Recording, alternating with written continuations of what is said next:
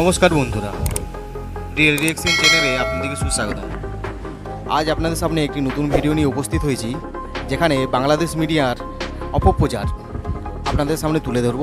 কিছু প্রমাণ ছাড়াই বলছে যে ভারতের যুদ্ধবিমান ধ্বংস করেছে পাকিস্তান। তো আজ সেই নিয়ে একটি ভিডিও আপনাদের সামনে তুলে ধরব। চলুন দেখি সেই ভিডিওটি।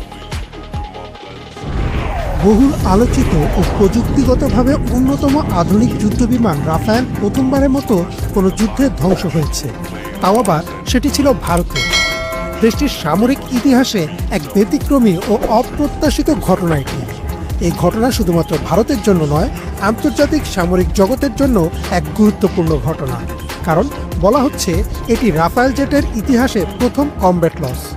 পাকিস্তান দাবি করছে তারা 3টি রাফায়েল সহ মোট 5টি ভারতীয় যুদ্ধবিমান ধ্বংস করেছে, যদিও এই দাবির বিষয়ে এখনও কোনো মন্তব্য করেনি ভারত। তবে রাফায়েল প্রস্তুতকারক দেশ ফ্রান্সের এক উচ্চ পদস্থ কর্মকর্তা সিএনএনে দেয়া এক সাক্ষাৎকারে বলেন যে অন্তত একটি রাফায়েল বিমান ভূপাতিত করেছে পাকিস্তান। 2025 সালের 6 মে মধ্যরাতে পাকিস্তানের 9টি স্থানে বিমান ও ক্ষেপণাস্ত্র হামলা চালায় ভারত। পাকিস্তানের গণমাধ্যম জিও টিভির সূত্রে জানা যায়, এ সময় ভারতের একটি রাফায়েল জেট পাকিস্তানের চীনা নির্মিত J-10C যুদ্ধবিমানের গুলিতে ধ্বংস হয়।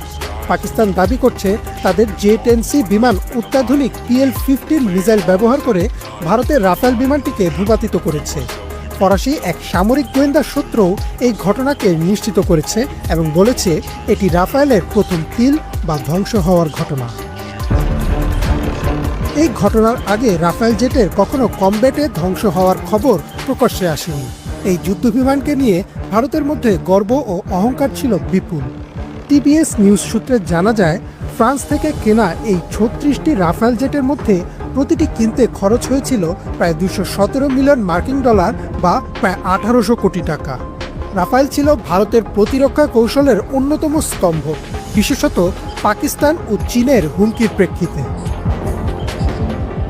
ফ্রান্সের ডিসল্ট এভিয়েশন নির্মিত এই মাল্টি রোল ফাইটার জেটটি একযোগে আকাশযুদ্ধ, স্থল আক্রমণ ও নজরদারি চালাতে সক্ষম।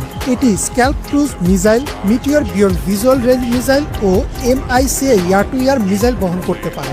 এর এইসের রেডার ও ইলেকট্রনিক ওয়ারফেয়ার সিস্টেম স্পেকট্রা রাফায়েলকে এক অনন্য আভিযানিক ক্ষমতা প্রদান করে। বিশ্বজুড়ে রাফায়েল বিমান ব্যবহার করছে ফ্রান্স ও ভারত ছাড়াও মিশর, কাতার, গ্রিস, সংযুক্ত আরব আমিরাত ও ইন্দোনেশিয়া। রাফায়েল ছিল ইউরোপীয় প্রযুক্তির এক প্রতীক, যা দীর্ঘদিন ধরে মার্কিন বা রুশ প্রযুক্তির বিকল্প হিসেবে বিবেচিত হয়ে আসছিল। তবে ভারতের জন্য এই যুদ্ধবিমান ধ্বংস হওয়া এক দুঃস্বপ্নের মতো। সিএনএনের একটি প্রতিবেদন অনুযায়ী, কাশ্মীর সীমান্তে বেড়ে ওঠা উত্তেজনার মধ্যে পাকিস্তানের প্রতিরোধে ভারতের বেশ কজন সেনা নিহত হয়েছে। এই আক্রমণ ও পেহেলগাম হামলার প্রতিক্রিয়ায় ভারত রাফায়েল পাঠিয়েছিল সীমান্তে এবং সেখানেই ঘটেছে এই মারাত্মক পরিণতি। তবে অনেক বিশ্লেষক বলছেন, শুধুমাত্র বিমান ধ্বংস হওয়াই নয়, বরং এই ঘটনাটি ভারতের সামরিক সক্ষমতাকে ফেলেছে প্রশ্নের মুখে। ইউরেশিয়ান টাইমসের এক বিশ্লেষণ বলছে, ভারতের সামরিক নীতি এখন কঠিন চ্যালেঞ্জের মুখোমুখি, কারণ এত বিপুল বিনিয়োগের পরেও প্রযুক্তিগত ও কৌশলগত প্রস্তুতির অভাব রয়েছে। রাফায়েলের এই প্রথম যুদ্ধক্ষেত্রের পতন শুধু একটি বিমান হারানোর ঘটনা নয়, বরং তা এক গভীর সামরিক শিক্ষাও বটে যে প্রযুক্তি যতই উন্নত হোক, যুদ্ধক্ষেত্রে চূড়ান্ত জয় নির্ভর করে গোটা সামরিক কাঠামোর উপর। আর এই সামরিক অভিযানের মাধ্যমে ইতিহাসের প্রথম যুদ্ধক্ষেত্রে রাফায়েল হারানোর রেকর্ড করল ভারতীয় বিমান বাহিনী।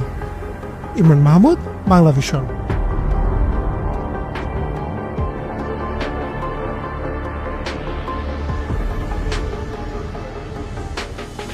বন্ধুরা, দেখলেন তো ভিডিওটি।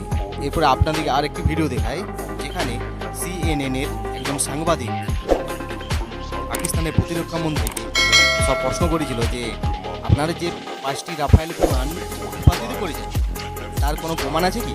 তখন মন্ত্রীর কি বলছে শুনুন। You've just brought up the fact that India lost some fighter jets, so let's be quite clear about this. Pakistan claims it shot down 5 Indian Air Force jets and a drone, as I understand it. India says there's no evidence of that, no proof. So can you provide more detail? Hold on. Can you provide more detail? And is this the response that your army spokesman threatened, or is there further action to come. Let's start with this very specific allegation of 5 fighter jets shot down. Where's the evidence for that, sir? It's all over the social media, on Indian social media, not on our social media. The debris of these jets fell into Indian occupied Kashmir, and it's all over Indian media today. And they have admitted, their media has. The reason to talk to you today, sir, is not to talk about content all over social media. I'm sorry, it's not to talk about content. বন্ধুরা দেখলেন তো এরকমভাবে পাক প্রতিরক্ষা মন্ত্রীকে সবাইকার সামনে অপদস্থ হতে হলো। তার প্রশ্ন করা হয়েছিল যে আপনাদের কাছে কোনো প্রমাণ আছে, তো উত্তরে কি বললেন তিনি, যে সব সোশ্যাল মিডিয়ার খবর। তিনি একজন প্রতিরক্ষা মন্ত্রী, তিনি গভর্নমেন্টের লোক, কিন্তু তার উত্তর কি হলো সোশ্যাল মিডিয়া। সোশ্যাল মিডিয়া আমরা সাধারণ জনগণ হয়তো বিশ্বাস করে ফেলি, কিন্তু একটা গভর্নমেন্টের লোক হয়ে কীভাবে এরকম বক্তব্য দিতে পারে। মানে বাংলাদেশি মিডিয়া সকাল থেকে যে অপপ্রচারটা চালাচ্ছে সেই বিষয়ে বলার কিছু নেই। সেখানকার পাবলিকও সেরকম এই নিউজ খায়। ভেবে দেখুন, একটি দেশের প্রতিরক্ষা ব্যবস্থা সোশ্যাল মিডিয়ার খবরের উপর নির্ভর করে, এর থেকে লজ্জাজনক এবং হাসির কী হতে পারে।